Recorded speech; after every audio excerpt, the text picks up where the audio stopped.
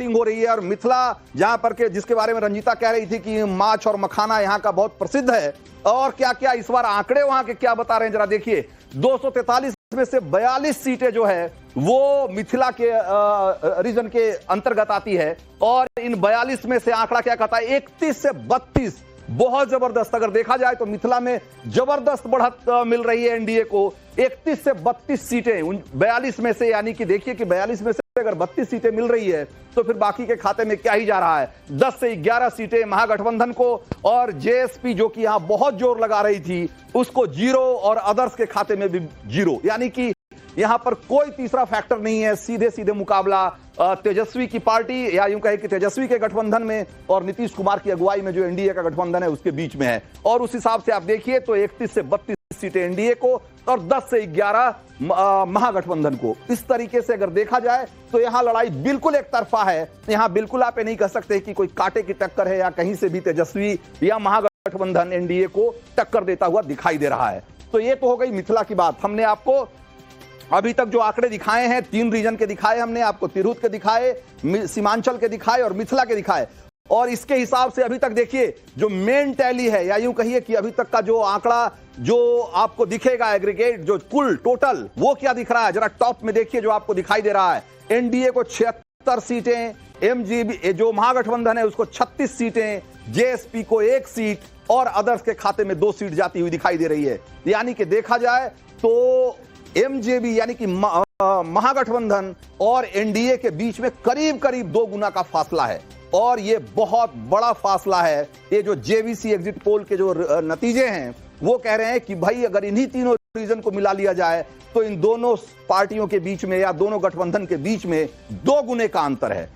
महागठबंधन को 36 और एनडीए को 76। चलिए अब आगे कुछ देखते हैं। अब अगले कुछ रीजन की तरफ बढ़ते हैं और आपको दिखाते हैं कि बिहार में जो मगध है, मगध एक बहुत बड़ा इलाका है, और इसके बारे में कहा जाता है कि ये तेजस्वी यानी कि महागठबंधन का एक तरीके से स्ट्रांग होल्ड रहा है लंबे समय से। यहां 50 सीटें हैं, 243 में से 50 सीटें मगध में आती है। और मगध में क्या दिखा रहा है आंकड़ा, यहां देखिए 21 से 27 सीट एनडीए को और 23 से 29 सीट महागठबंधन को। और जैसा कि मैंने कहा कि ये तेजस्वी का थोड़ा स्ट्रांग होल्ड है, जो गया और जहानाबाद या इस नवादा, इस तरह के जो इलाके हैं, जो जिले हैं, वहां पर महागठबंधन या आरजेडी की जो आरजेडी या कांग्रेस की जैसी पार्टियां जो है बेहतर प्रदर्शन करती रही हैं। तो उस हिसाब से अगर आप देखिए तो यहां पर कमोबेश उसी तरह की फाइट दिखती है। यहां भी जेएसपी और अदर्स के खाते में कुछ भी नहीं जाता दिख रहा है, शून्य है, 0-0 है दोनों ही खानों में। लेकिन अगर देखा जाए तो यहां एकदम टक्कर की लड़ाई है, एकदम आमने सामने की लड़ाई है।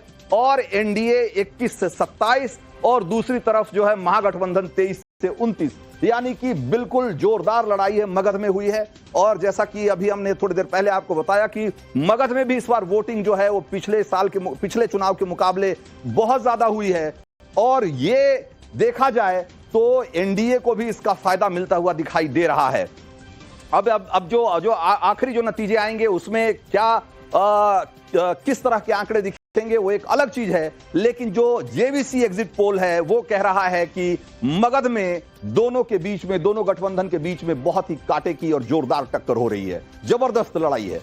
तो ये तो आपको हमने दिखाया बिहार के 4 अलग अलग रीजन के आंकड़े, और इन आंकड़ों को देख करके ऐसा लग रहा है कि जो बिहार में इस बार लड़ाई है वो कोई बहुत बराबरी की लड़ाई नहीं है, और एक बार फिर से नीतीश कुमार की सरकार बननी करीब करीब तय है।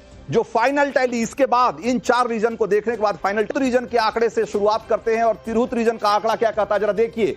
तिरहुत में 243 में से 49 सीटें तिरहुत में है, और तिरहुत में जो 49 सीटें हैं उसका जो एग्जिट पोल है, जेवीसी एग्जिट पोल, वो क्या आंकड़ा बता रहा है जरा देखिए गौर से। इसमें एनडीए को 32 से 35 सीटें, 49 में से 32 से 35 सीटें एनडीए के खाते में जा रही है, और 13 से 14 सीटें ही महागठबंधन के खाते में है। यानी कि जो अगर देखिए अगर रीजन वाइज जो हमने ओपनिंग की है, खाता खुला है, वो तो तेजस्वी के लिए कोई अच्छे संकेत नहीं है।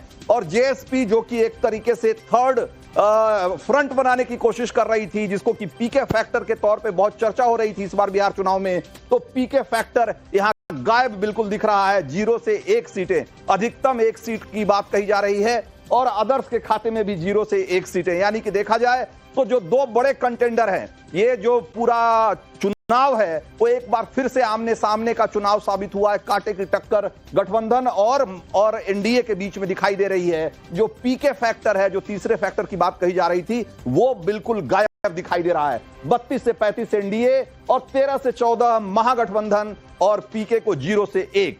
तो ये तो तिरहुत के आंकड़े हैं और इसके हिसाब से अब हम आपको रीजन वाइज और दिखाएंगे कि बाकी जगह पर क्या। सीमांचल, जहां पर कि आज वोटिंग हो रही है, बल्कि वोटिंग हो रही थी और जहां पर कि कहा जा रहा है कि वहां के जो वोटिंग का परसेंटेज है उसने सारे रिकॉर्ड तोड़ दिए हैं। वो क्या कह रहा था? सीमांचल के आंकड़े देखिए, 243 में से 24 सीटें सीमांचल में आती है और इन 24 में से किसको बढ़त मिल रही है? एनडीए को 10 से 11, एमजीबी को अगर देखेंगे तो 9 से 13 और जेएसपी को 0 से 1। अगेन कोई यहां पर बहुत हो नहीं है, लेकिन अदर्स के खाते में 1 से 3 सीट जा रही है और ये 1 से 3 सीट जो कही जा रही है, ये जो अदर्स हैं, इसमें ओवैसी सबसे बड़ा नाम है, सबसे बड़ा दावेदार है।